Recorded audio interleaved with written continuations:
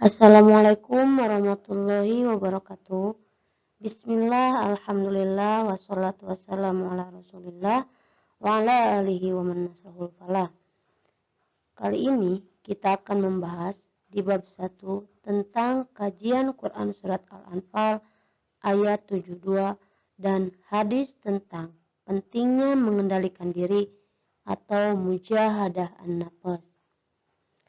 Kontrol diri adalah hal yang sangat penting dan fundamental ataupun paling mendasar dalam agama Islam. Karena dengan adanya kontrol diri, seseorang akan berupaya meninggalkan keburukan dan menghadirkan kebaikan atau melakukan apa yang diperintahkan oleh Allah Subhanahu wa taala. Oleh karena itu, bab ini menjadi bab pertama agar senantiasa kita pelajari dan pahami bersama. Dalam kontrol diri, satu hal yang harus kita ketahui dan pahami adalah perkara hawa nafsu. Makna pengertian kontrol diri dalam Islam adalah bersungguh-sungguh dalam mengendalikan diri, hawa nafsu, dan emosi agar tidak menyimpang dari ajaran agama dan selalu mengarah pada kebaikan. Adapun makna dari mujahadah an-nafs itu sendiri, yang pertama, mujahadah berasal dari kata jihad yang berarti bersungguh-sungguh atau berjuang. Yang kedua, an-nafs berarti diri sendiri, jiwa atau hawa nafsu. Jadi, mujahadah an-nafs adalah perjuangan atau usaha bersungguh-sungguh untuk mengendalikan diri dari hal-hal yang tidak diinginkan seperti mengikuti hawa nafsu atau ittiba'ul hawa, emosi berlebihan, atau perilaku buruk lainnya.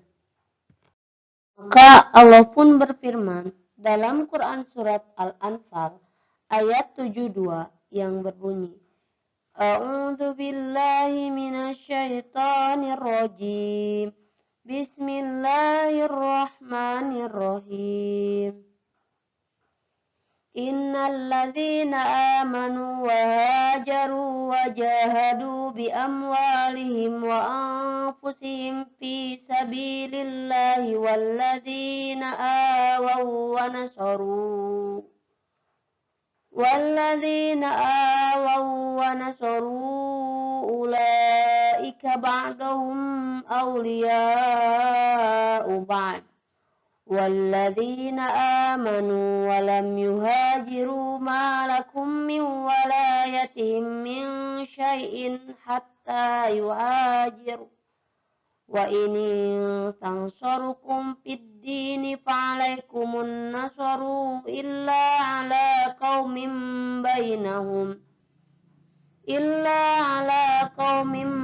بينكم وبينهم ميثاق والله بما تعملون بصير.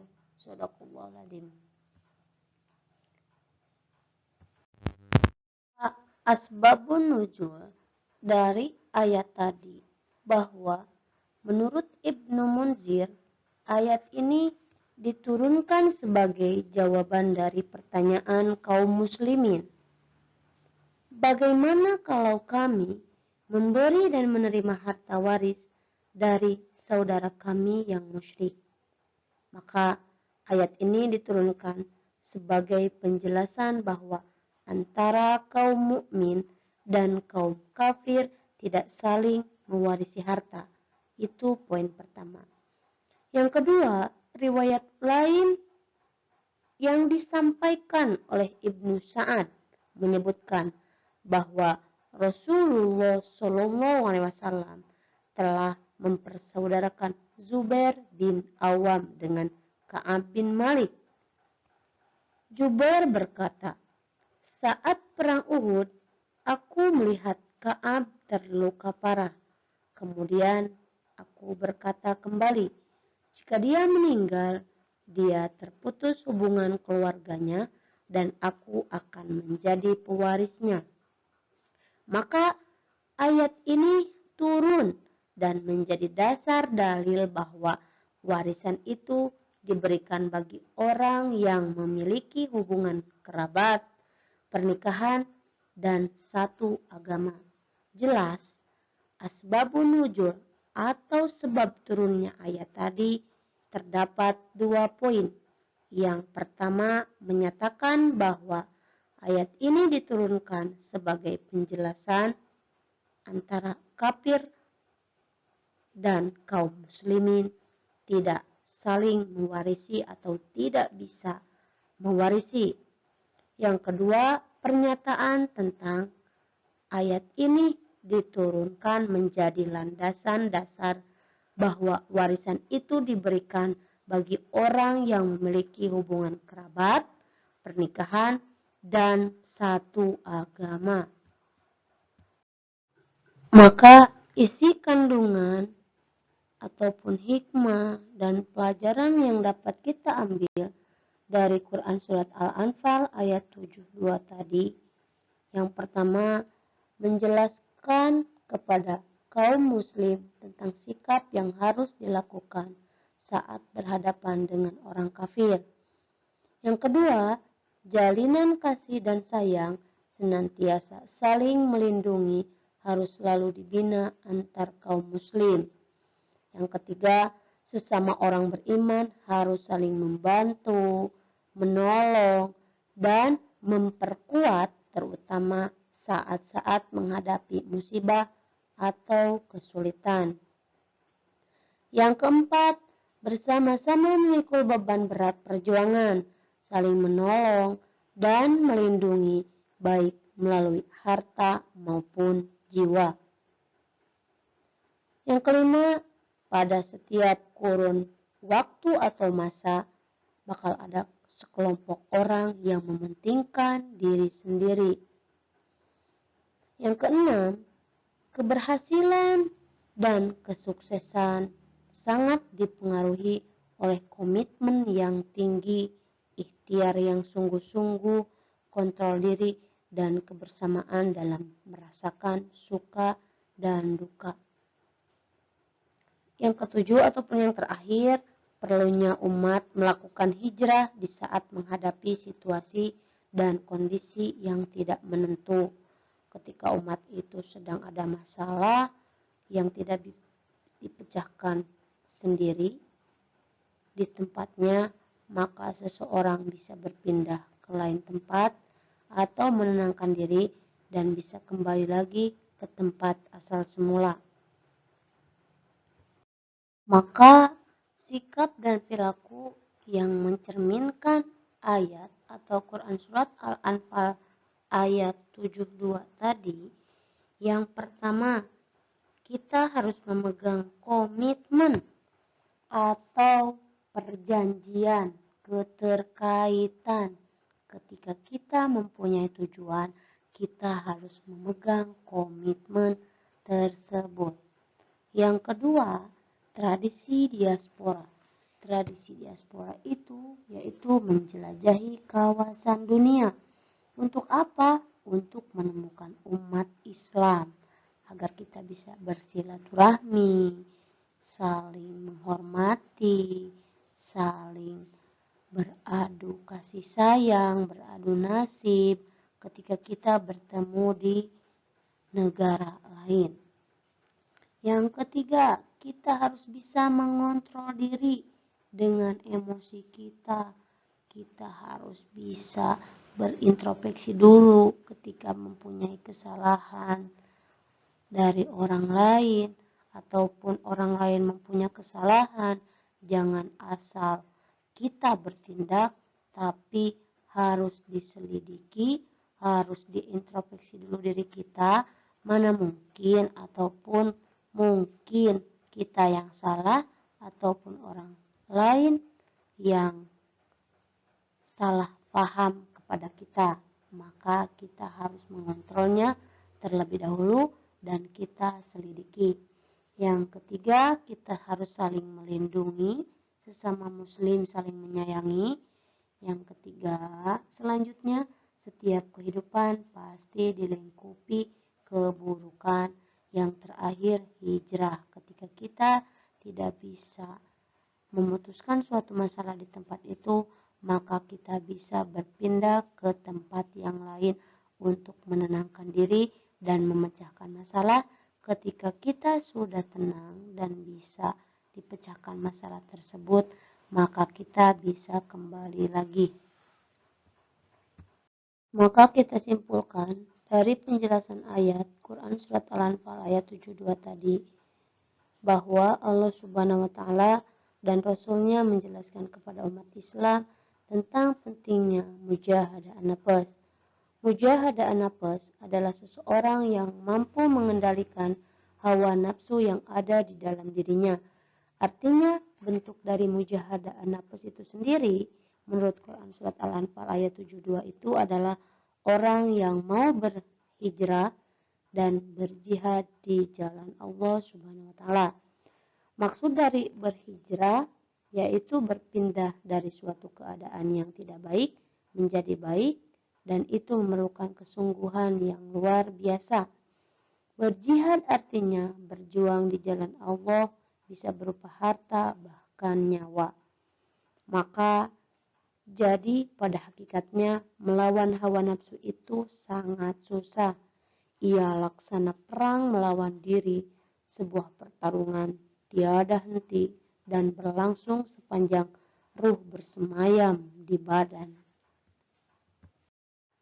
Maka kita akan membahas selanjutnya tentang kajian hadis dari kontrol diri itu sendiri. An Abi Hurairah radhiyallahu anhu anin Nabi sallallahu alaihi wasallam qala laisa syadidu bisur'ati innama syadidul ladzi yamliku nafsahu indahul ghadab. Dari Abu Hurairah radhiyallahu anha, Rasulullah SAW bersabda, orang yang kuat bukanlah orang yang biasa menang saat bertarung atau bergulat, tetapi orang yang kuat itu adalah orang yang mampu mengendalikan nafsunya ketika marah. Hadis riwayat Bukhari dan Muslim. Maka isi kandungan dari hadis tersebut adalah yang pertama, Islam memberikan pengertian yang berbeda tentang siapa orang yang dapat diberi julukan sebagai orang yang kuat atau yang tangguh. Yang kedua, pentingnya kontrol diri atau mawas diri ketika kita meniti kehidupan di dunia ini. Yang ketiga, kemenangan dan keberhasilan hanya dapat diraih oleh orang yang mampu mengendalikan dirinya. Maka di dunia ini hanya ada dua jalan, yaitu jalan kebenaran dan jalan hawa nafsu. Jalan kebenaran adalah petunjuk yang diturunkan oleh Allah Subhanahu wa Ta'ala, sementara jalan hawa nafsu merupakan jalan yang diperakasai oleh setan dan nafsu yang terhujam di dalam masing-masing. Keduanya merupakan musuh manusia yang harus diperangi dan dikendalikan. Melawan hawa nafsu berarti mengikuti jalan Allah Subhanahu wa Ta'ala dengan penuh perhitungan dan kesabaran. Itulah sebabnya setiap orang harus memiliki kontrol diri yang kuat. Maka Imam Ghazali membagi hawa nafsu ke dalam 4 bagian. Yang pertama, keserakahan nafsu terhadap harta benda. Contohnya, bersyukurlah apabila menjadi orang kaya atau jika mempunyai kedudukan dan dapat dimanfaatkan untuk kepentingan banyak orang dan memakmurkan rakyat. Yang kedua, nafsu amarah yang akan membutakan hati. Contohnya seperti berusaha selalu bersabar dalam menghadapi kemarahan dan kezaliman orang lain, bersikap lapang dada, suka memaafkan, dan bermurah hati. Yang ketiga, kesenangan duniawi mendorong nafsu. Contohnya, manusia selalu diingatkan agar tidak terjerumus akan kesenangan duniawi, karena hal itu akan mendorong nafsu menjadi liar. Yang keempat, nafsu syahwat atau keinginan. Contohnya, setan menggoda manusia melalui berbagai cara, antara lain melalui harta, pasangan, dan tahta ataupun kekuasaan. Maka dapat kita tarik kesimpulan dari pembahasan hadis yang tadi. Sejalan dengan itu, beberapa prinsip berikut ini dapat dijadikan sebagai landasan dalam jihad atau berjuang melawan hawa nafsu, dan cara menahan nafsu itu dengan cara ibadah melalui memperbanyak amal soleh. Contohnya seperti belajar, mencintai pekerjaan, menebarkan kedamaian, dan berdoa. Dan dalam kesimpulan ini bahwa orang-orang sanggup melawan hawa nafsu adalah mereka yang beriman kepada Allah Subhanahu wa taala dan hari akhir. Inilah kekuatan yang ada dalam diri umat Islam. Keyakinan dan prinsip tersebut membuat kita sebagai umat Islam menjadi golongan yang sanggup untuk menghindari kenikmatan sesaat demi mendapatkan kebahagiaan jangka yang panjang, yang kekal dan nan abadi, yaitu kebahagiaan akhirat. Kata sahabat Rasul SAW, Abdullah ibnu Abbas radhiyallahu anha mengatakan, orang-orang yang bermujahadah untuk melakukan ketaatan, maka Allah Subhanahu wa taala akan tunjukkan kepada mereka jalan pahala dan keagungan rahmat-Nya. Sekian di bab 1 ini, mudah-mudahan dapat bermanfaat. Mohon maaf apabila banyak kekurangan. Wassalamualaikum warahmatullahi wabarakatuh.